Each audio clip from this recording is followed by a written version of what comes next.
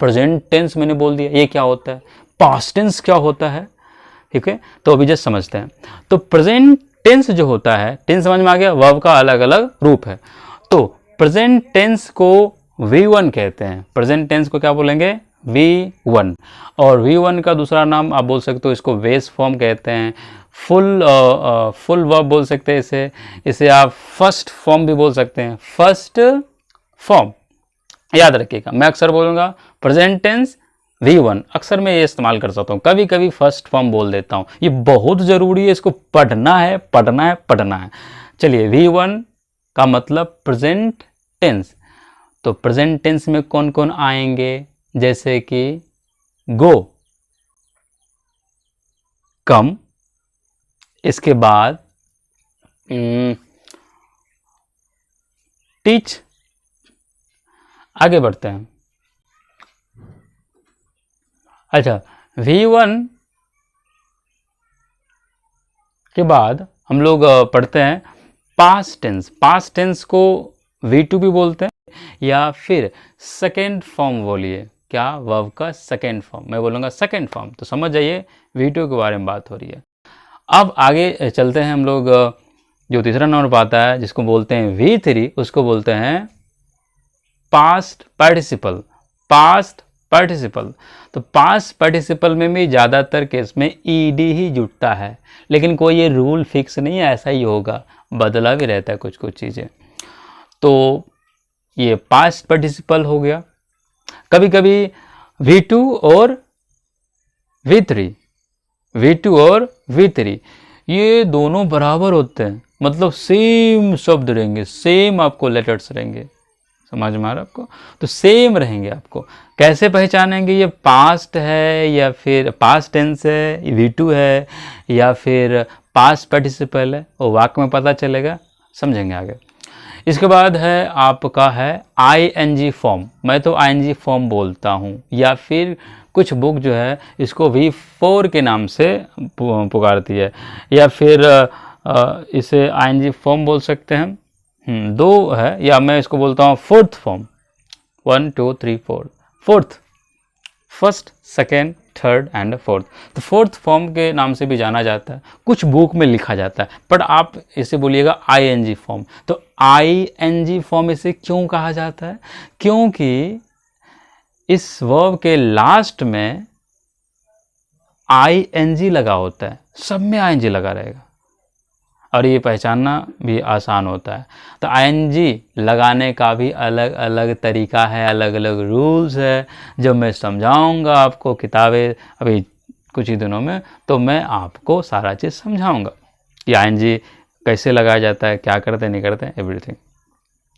इसके बाद एक और आता है जिसको कुछ बुक जो है V5 के नाम से भी पुकारती है, लेकिन मैं V5 नहीं बोलता हूँ, बट उस वर्ब की खास बात बता देता हूँ कि उसमें क्या होता है, उसके लास्ट में S या ES लगा रहेगा, फिर से S लगा रहेगा या ES लगा रहेगा, तो इसको V5 के नाम से जाना जाता है। लेकिन मैं V5 अलग मैं नहीं रखता हूँ, इसको मैं क्या करता हूँ V1 में, अपनी तरफ से V1 में रख देता हूँ।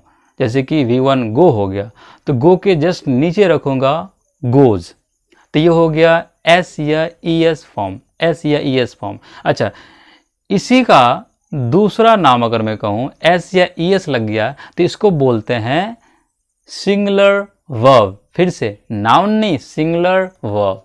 तो इसको S या ES अगर लास्ट में लगाओ तो इसको बोलते हैं सिंगुलर वर्ब, फिर से सिंगुलर वर्ब। याद रखना, सिंगुलर वर्ब क्या होता है, आगे देखेंगे। सिंगुलर वर्ब, इसकी पहचान क्या है, S या ES लगा रहेगा, ये सारा बेसिक में बता रहा हूँ, ओके।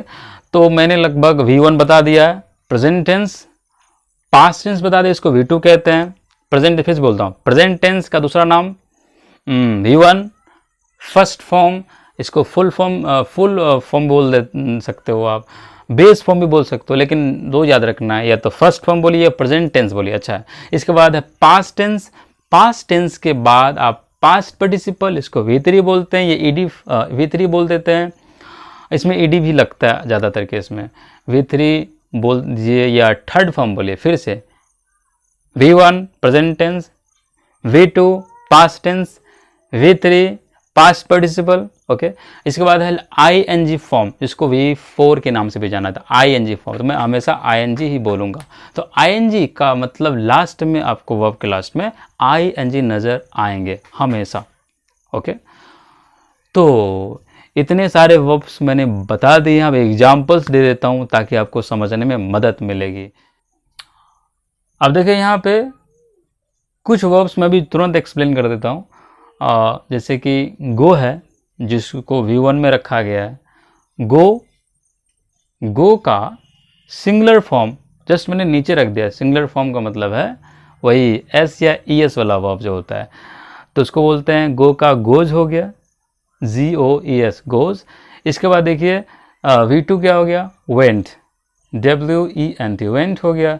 और V3 क्या हो गया, V3, तो V3 हो गया गोन। इसके बाद ING फॉर्म क्या हो जाएगा, गोइंग, GOING गोइंग। इतना समझ में आ गया। तो मैंने बोला 4 पर मैंने लिखा 5, तो जो 5वां वर्ब फॉर्म मैंने अलग नहीं किया, वहीं लिख दिया, V1 में ही लिख दिया मैंने। तो इसको सिंगुलर फॉर्म कह सकते हो, वर्ब का सिंगुलर फॉर्म। तो गो का singular form goes, V2 went, और थर्ड फॉर्म हो जाएगा V3 हो जाएगा गोन, और ING फॉर्म क्या हो जाएगा, ING फॉर्म हो गया आपका गोइंग। चलिए दूसरा लेता हूँ। अच्छा देखिए, गो, इसके बाद वेंट और गोन, तीनों अलग अलग है, अलग अलग है ना। अगर V2 और V3 अगर दोनों बराबर हो तो ऐसे वर्ब को रेगुलर वर्ब भी कहते हैं, रेगुलर वर्ब भी कहते हैं। अच्छा, बराबर ना हो तो इसका ऑपोजिट सोच लीजिए, इरेगुलर वर्ब। रेगुलर वर्ब और इरेगुलर, बस नाम है, कुछ नहीं, ज़्यादा दिमाग नहीं लगानी। आगे है प्ले का सिंगुलर फॉर्म क्या हो जाएगा, प्लेज। ओके, इसके बाद है V2 क्या हो जाएगा, प्लेड, ED जोड़ दीजिए। V3 भी प्लेड ही है, PLAYED प्लेड, और ING फॉर्म क्या हो जाएगा, प्लेइंग, PLAYING प्लेइंग। और सिंगुलर फॉर्म मैंने नहीं बोला है, सिंगुलर फॉर्म प्लेज हो जाएगा, PLAYS प्लेज। और बाकी का मैंने वर्ब्स इतना मैं लिख रहा हूँ, देख लीजिए। हम लोग इसका इस्तेमाल करने वाले हैं जस्ट नेक्स्ट वीडियो में, बहुत ज़रूरी है। आपको रटने की ज़रूरत नहीं कि इतना सारा रटना है आपको, देख लीजिए। और जो 3 जो था प्राइमरी एक्सिलरी वर्ब 3, वो भी मैं यहाँ लिख दिया हूँ, जो बहुत ज़्यादा इम्पोर्टेंट है। जिसमें से B का आप देख सकते हैं, इज़ एम आर किसमें, प्रेजेंट टेंस में, V1 में मैंने रखा है। इसके बाद फिर पास्ट टेंस में चले जाइए, वाज वर। इसके बाद थर्ड फॉर्म V3 हो जाएगा बिन, एंड लास्ट में ING फॉर्म जो है बीइंग हो गया है, बीइंग। ओके, एक और मैं बात को बता देता हूँ कि वर्ब के लास्ट में अगर ई होता है तो ई को हटाकर ING जोड़ते हैं, ई होता है तो ई को हटाकर ING जोड़ते हैं। जैसे बी में ई है तो यहाँ नहीं हटाएगा, लेकिन ज़्यादातर वर्ब में ई हटाकर ING जोड़ा जाता है। तो आज भर के लिए इतना ही। हम लोग नेक्स्ट वीडियो में करने वाले हैं, और जो बेसिक है उसमें जानेंगे बहुत सारी चीज़ें, सब्जेक्ट क्या होता है, ऑब्जेक्ट क्या होता है, उस सब को जानने के बाद हम लोग डायरेक्ट समझेंगे, डायरेक्ट, ज़्यादा रूल्स नहीं, डायरेक्ट समझेंगे, किताब पढ़ेंगे डायरेक्ट।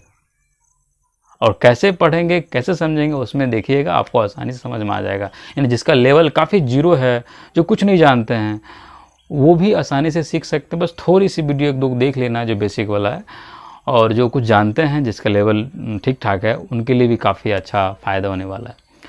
तो तब तक के लिए मुझे विदा कीजिए। थैंक यू, अपना ख्याल रखिए, अच्छे से पढ़ाई कीजिए।